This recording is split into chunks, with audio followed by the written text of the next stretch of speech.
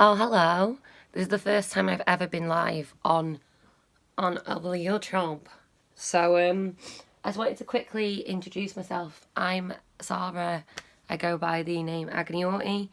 I've lost my voice because I had a meltdown 2 days ago.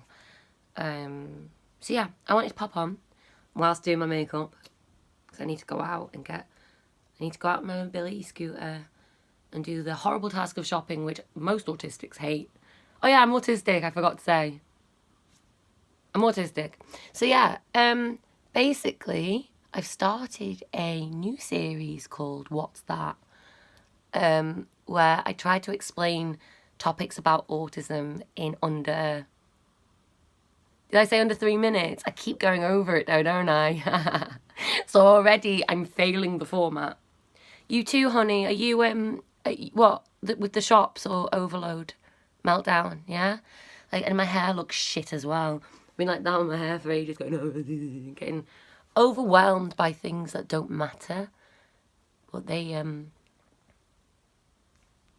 social expectations, yeah, does matter. Anyway, so yeah, my new What's That series, and I want you to suggest to me different topics that you would like me to cover.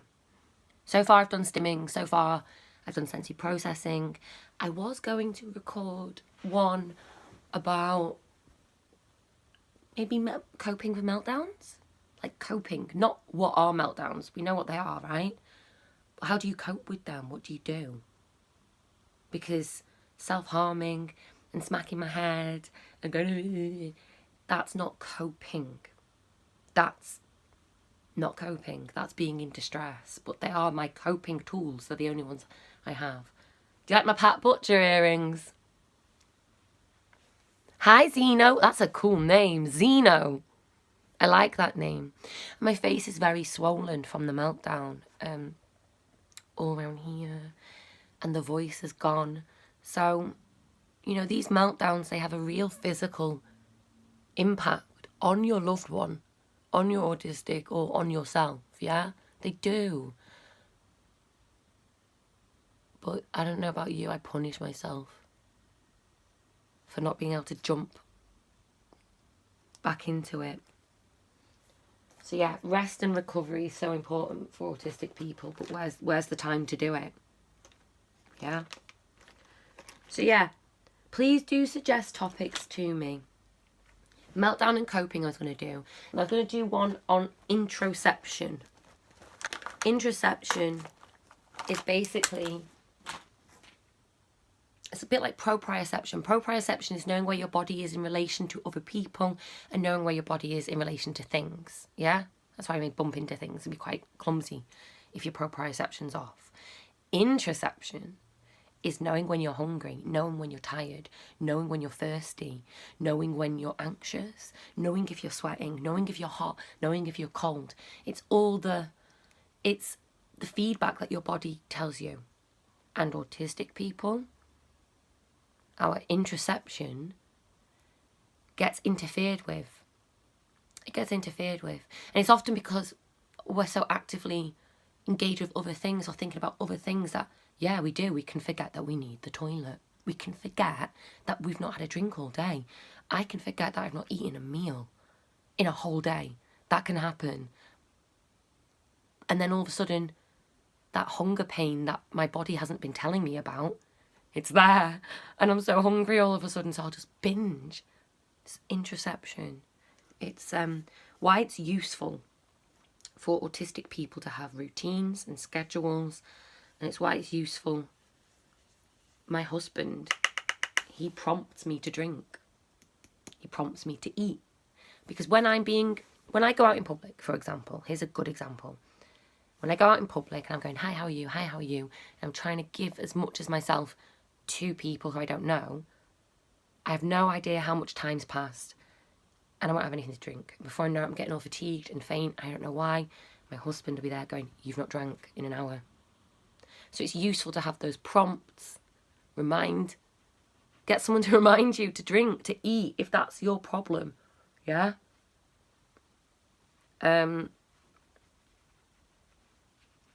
Introception. I actually don't know why. It often gets interfered with because we are so bloody overloaded. Yeah? Our executive functioning, that's the ability to know what to do from moment to moment. Mine goes out the window when I'm distressed. I get stuck and I go, I don't know what to do. I don't know what to do. I don't know what to do. And there's nothing to do apart from stop. And just stop. But I feel like I need to carry on or get dressed or go to that thing and I'm letting people down and yeah. Catastrophizing, people call it. Where everything is bad all at once in your head. And the ability to go, actually, we've still got time, and actually, it's not the end of the world, and actually, you're safe. That goes out the window. And for me, as an autistic adult who melts down a lot, and I hate it, I can't tell you how much I hate it. I'll do anything to not be in that place. Anything. And the thing that's helped me has been actively teaching myself to counteract the stuff I tell myself that's awful. Like, you're shit, you're worthless, you need to be locked away, you're dangerous, you know. That's not right. And it's not true. But it's not going to go away either.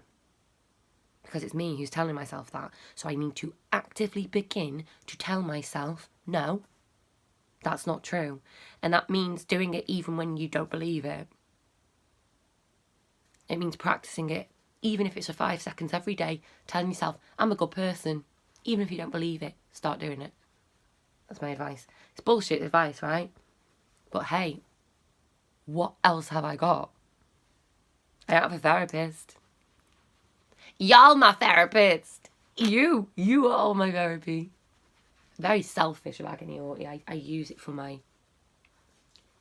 to get things off my chest and to get outside of my own head without invading your privacy. Oh, the comment went. Come on, comment. Where did you go? 1 second, my loves. Do you like my skirt? 1 sec. Yeah, and my tights. And my Pat Butcher earrings. I've not worn earrings in ages since I cut all my hair off in a meltdown. I stopped wearing earrings because I was like, these just look really weird. But now I'm getting used to them. Right, let me see what your comment was. Top chat, live chat. No, why can't... YouTube, why won't you let me look at their comments? I can't read a meaty comment like that in 3.5 seconds. YouTube's only letting your comments flash up for seconds, my love. So I'm so sorry. I will read it when I'm off here. Oh, you found relief in those negative thoughts by challenging them. Yes. Thank you. So you don't think it's bullshit. I feel like it's bullshit advice when I know how dark it can get. You know? Telling people to practice self-love. If I had heard that advice a few years ago, I would have ended this life. I would have just turned off. I'd have been like, she doesn't know what she's talking about. I don't love myself. It's impossible. Oh, thank you. Thank you. Oh, you're so cute. They all popped up at once. Oh, you're so sweet. Thank you. Yeah. But I used to feel very ashamed after my meltdowns and punish myself for a very long time.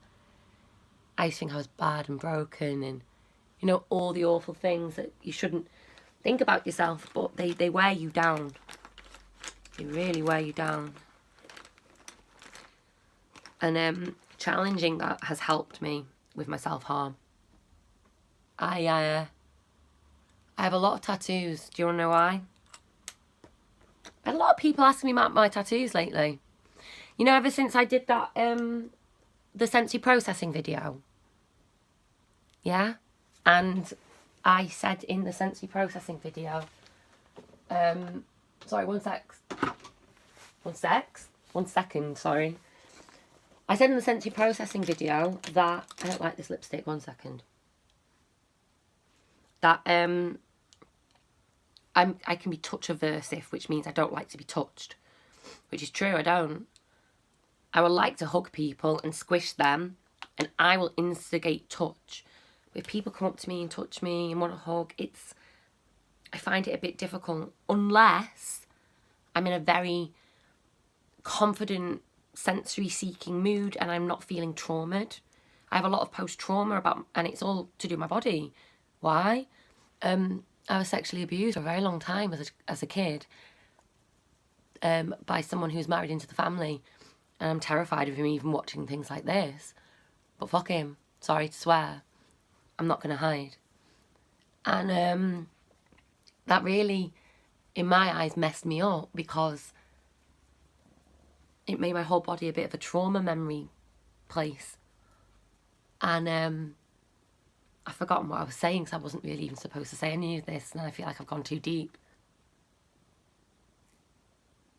I need to rewind. One sec.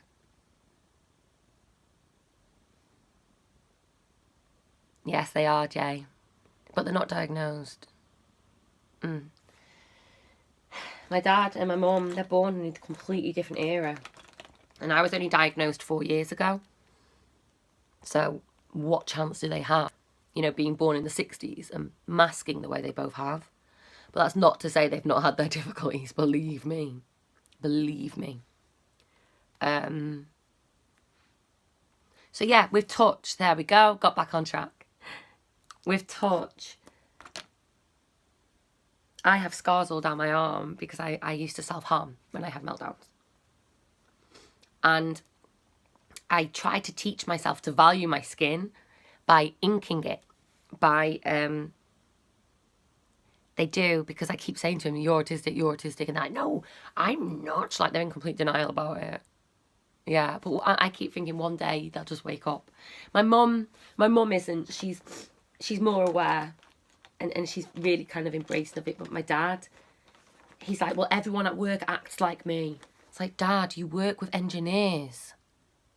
They're probably neurodiverse and autistic too. No offence. Our minds go to the same places. So saying, well, there's lots of people like me at work isn't a defence, Dad. Especially if you work with engineering planes and doing all of this all systematically. He's autistic. It's okay. If he doesn't want that, I can't force it on him. And that's why with Agony Autie, I just carry on. Hope that one day they identify with me so strongly that they can't deny it anymore. My mum has already gotten there. I don't know. I feel bad even talking about my dad like this, but he won't watch this, that's the thing, so I'm pretty confident with that. I do love you, Dad, in case you do watch it. I'm not bitching about you. You just are in denial big time, man. Big time. And if you just realise that you are autistic, Dad, if you ever watch this, he's not going to, I may as well say it. If you do realise you're autistic, Dad, it's not a bad thing. I know you're like, oh, but that's them and that's not me, is it? And because you thought autism was the Raymond, you know, he thought it was a certain thing. Yes, you know, if he just embraced it, I think it would help him understand himself more and not punish himself for having to step away from socialisation, from getting overloaded from conversation the way he does. I understand him, so I just treat him as autistic. And as so, our relationship has been the best it's ever been in the last 2 years. But he's not open about it. Can pets be autistic? I have no idea. If pets have sensory sensitivities and a constant fight and flight, then they would fit the criteria. But I don't know whether it's ethical to put a human construct that we've observed from our neurology onto animals. So I'm not too sure about that one.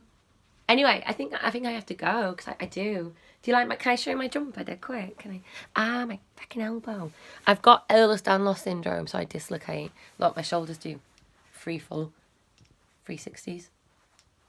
It's bull crap. And all the thumbs go, you know, so hypermobile, and all the skin stretches. Oh, one more. There we go. I knew I was missing something. It's nice that you say I'm pretty. I don't think I'm very pretty unless I put makeup on. And some days I'll just look at my face and because I think it's quite unsymmetrical, so I can see a lot of little details. And because autistic people can see the finer details in things, you better believe they can see it on their face and with their body.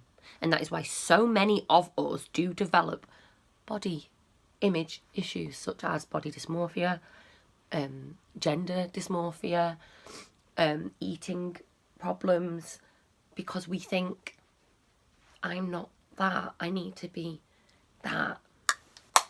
And we echo and we mask brilliantly.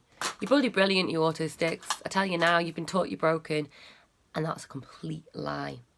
Complete lie. Do you think I'm broken? No. So if you don't think I'm broken, why the hell would you think that you're broken as an autistic? I've met so many who think that they are. So many. So apologies if you don't think that. But so many do, and it breaks my heart. Anyway, look. Here's my skirt. Boom. Embroidery. And my little baby blue top. Do you see meltdowns if they don't put makeup on? I used to.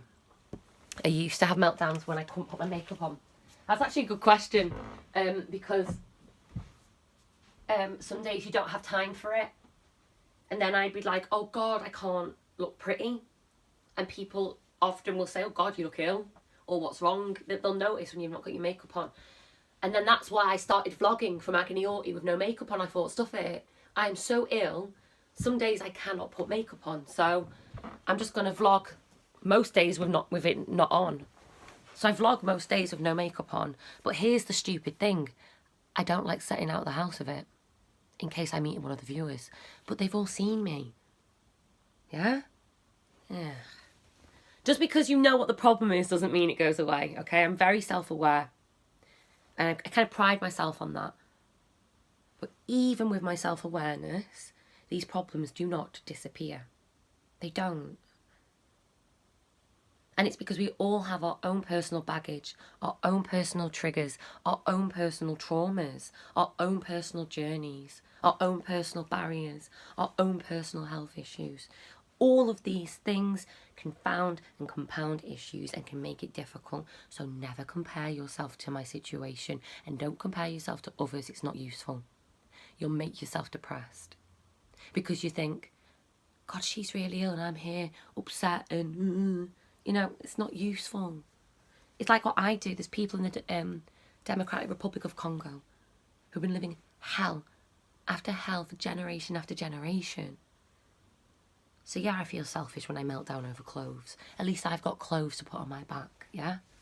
So I punish myself. It's not useful. Ow! So yeah, do you like my pink jumper? And these are comfy things. These things make me comfy, you know? A little skirt, tight, nice baggy jumper, and I am ready to go out into the world on my mobility scooter because I can't walk. I'm a wonky walker, my loves, and I've got a heart condition. I'm giving you a bit of an introduction because I don't know if you know me or not. Yeah, my main platform's on Facebook. I have like 45,000 followers nearly on Facebook. I don't usually come here. YouTube can be a little bit of a scary place sometimes, you know, with trolls and things like that. So thank you for watching, and thank you for being kind. Thank you for commenting and being lovely, because I am just waffling on about myself and it can look quite narcissistic. But I hope there's been some useful information between all the blabber. Have a wonderful day. Amsterdam! Oh yeah! Oh my God, I'd love to go to Amsterdam. Oh, it triggers me a bit. I booked a holiday years ago to go in Amsterdam with my ex-boyfriend, and he said to me, I'm not going on holiday with you. I love you and we're going out with each other, but I'm not going away with you. I paid for the room, I paid for the flights, it's all 2 days, 2 day stay. I lost about £500, and it was all because he said that he wanted to go He said a million times, yes, yes, yes, let's do it. And I said it was my treat and it'd be really good for mental health. I booked it. And then 1 month before it was time to go, he didn't want to go away with me. It's because his parents talked him into it. Because his parents used to say I was attention seeking. They used to say I made up my meltdowns. They even say I lied about my abuse. It was terrible. The relationship became toxic, but I was stuck in it for 3 years because I loved him. Didn't I, Jack? I loved you. And you broke my heart. But c'est la vie. You learn from it. And it's just been very difficult for me to get rid of the things that they put in your head that aren't true. Yeah? I don't understand how someone crying on the floor when they're 21-year-old woman, and that they've cut their legs, but they're nowhere near you. Actually, you're 20 miles away. But you did ask how they are, and they told you. They answered, oh, I've melted down and I've self-harmed. They said that was me being abusive and mentally and emotionally abusing him. So I just learned to shut up. I learned to shut up, hide. Don't say that you've got a problem. Don't say you've got a problem. Because if you do that, they'll call you everything under the sun. Manipulative, controlling. Broke my heart, you know. But see what I mean about triggers? Wow, that one was deep. And that's all I needed to do was read the word Amsterdam and I'm there. I'm there again. That's what triggers are like. And I think autistic people have so many of them because our brains are so bloody wonderful. Yeah, because we remember so much. We've got such a visual memory. It's quite photographic for a lot of us. Not all. Some of us have audio memories, yeah? I'm not an audio memory person. I'm a visual memory person. So I can remember whole scenes. I just won't know what they're saying. The audio's not there. It's because I cut out audio a lot. I'll just look at you and not hear what you're saying. I'm like, I don't know what they're saying. If I look away, I can listen to you. I can. And I can look at your face and listen to you.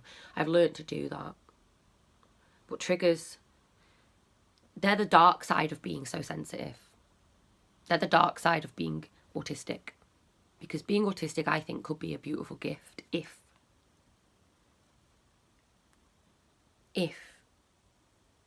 our body didn't carry trauma and pain the way it did.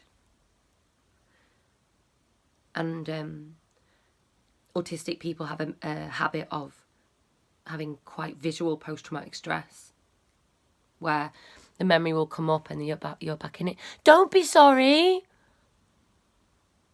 Don't you dare be sorry, Sino. Don't you dare. It's not your responsibility. That's the thing you have to understand.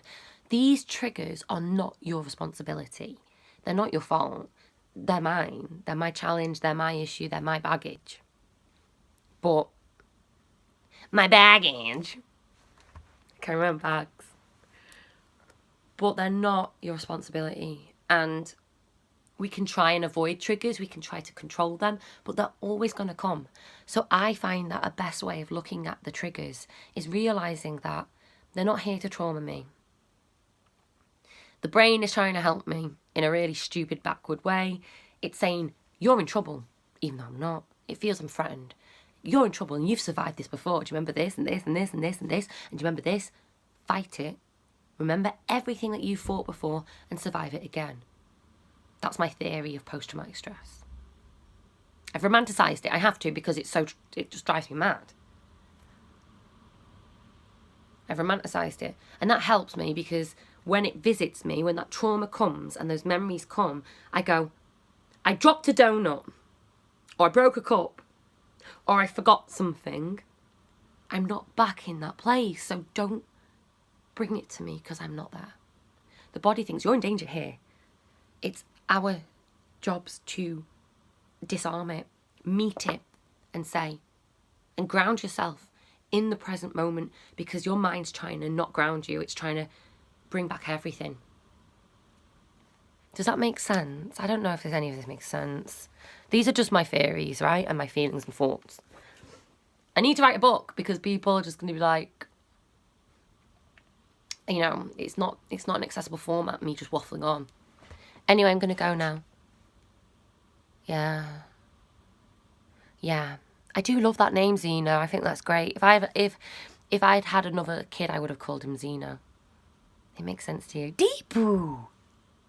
Deepu. I like to stim over words. Look at the little cute face in the profile. Like the cartoon. Oh, Deepu. Oh, cute. Hello. Cute, cute. All right, then. So I'm going to go now. See you later. Thank you so much for watching for the last 25 minutes. My first ever live chat on YouTube. I'll try and do some more of them if you enjoy them. And I'll try and make them a bit more educational instead of me. Bye. Ciao. There. Are you actually in Italy? Bye. How do I end it? Oh, yeah, end it. Oh, you love my videos. Thank you, Kiana. Gorgeous name. All of you have great tutti frutti.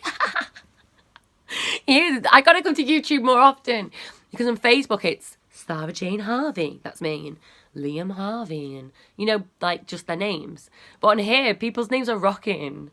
It's like it's just up for grabs on YouTube. Bye.